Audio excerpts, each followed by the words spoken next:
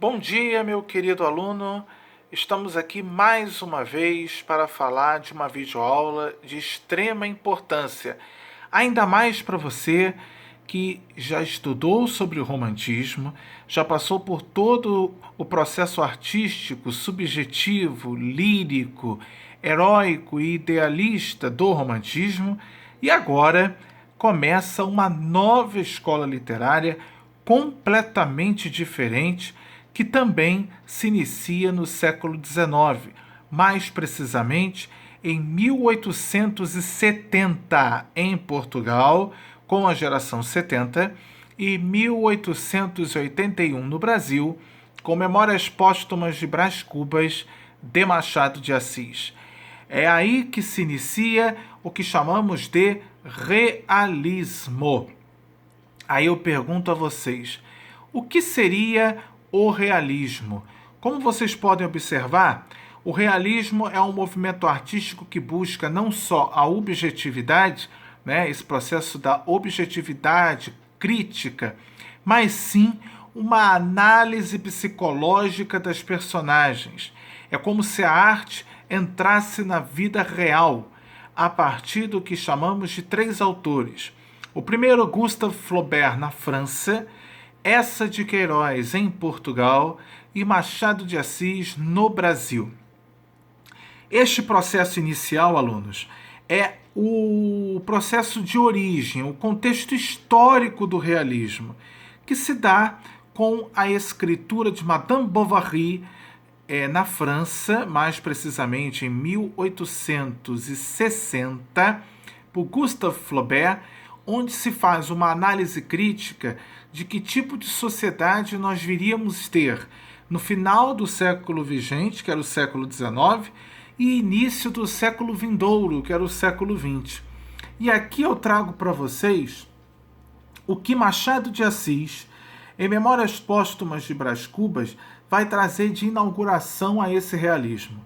Era uma escola dos debates, era uma escola dos questionamentos. Por isso, muitos escritores literários chamam o realismo como o império da razão, justamente por um detalhe de suma importância, onde, como você vê aqui, não há mais pessimismo, não há mais consternação, não há mais melancolia. O que vai existir agora é um processo de estudo científico da realidade. A vida frívola, como vai dizer Machado, vivida pelas mulheres, não existe mais, porque agora a mulher busca sua independência. É como se o ser humano parasse de sonhar, parasse de viver num processo utópico e passasse a entender numa visão mais acadêmica, numa visão mais real, sobre os fatos que existiram em Portugal e depois sucessivamente no Brasil, já num movimento pré-republicano. Aqui no Brasil, a gente vai falar sobre isso melhor nas próximas aulas. Diante desse detalhe, se nós estamos dizendo que Machado de Assis é o precursor no Brasil, em Portugal, o precursor foi Eça de Queiroz. E ele vai trabalhar com essas duas temáticas que estão aí em negrito e você pode ver aí, meu aluno. Machado trabalha com a ironia, mas Eça trabalha com a perspectiva objetiva e não idealizada da sociedade. O que vai significar a não idealização da sociedade? Uma sociedade que não vive mais sob parâmetros burgueses, mas que vive sob parâmetros científicos.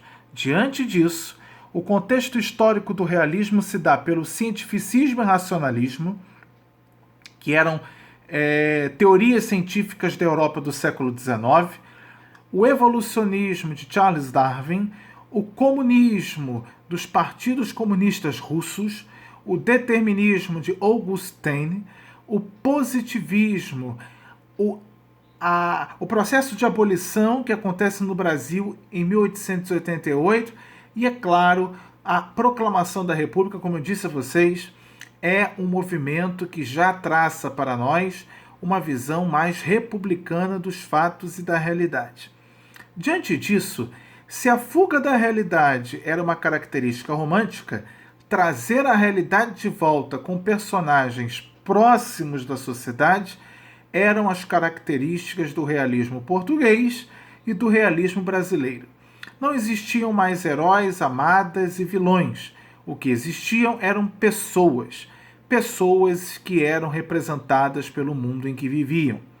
É a partir daí que Gustave Courbet e Gustave Flaubert, na França, essa de Queiroz e Émile Zola, em Portugal, e, é claro, Machado de Assis, no Brasil, dão voz a uma nova literatura que acaba de nascer e que você vai ver comigo durante as próximas aulas.